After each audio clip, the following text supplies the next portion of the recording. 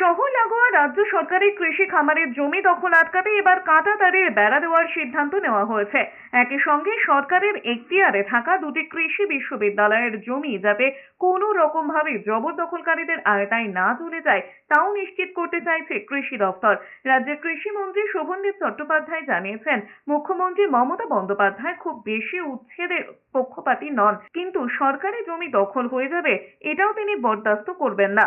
সেই মতোই খোঁজ খবর করতে গিয়ে দেখা যাচ্ছে বিভিন্ন জেলায় ছড়িয়ে ছিটিয়ে থাকা কৃষি দপ্তরের অধীনস্থ বেশ কিছু কৃষি খামার বা ফার্ম শহর লাগোয়া থাকায় তার জমি মাফিয়া বা জবরদখলকারীদের আকর্ষণের বস্তু হয়ে দাঁড়িয়েছে।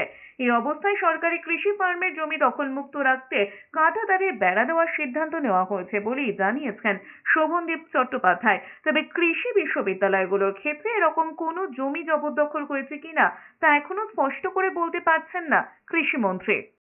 আমাদের ফার্মগুলো যা আছে তাতে মোরাললেস ঠিকই আছে, কোনো জায়গায় খুব একটা দখলের মধ্যে নেই।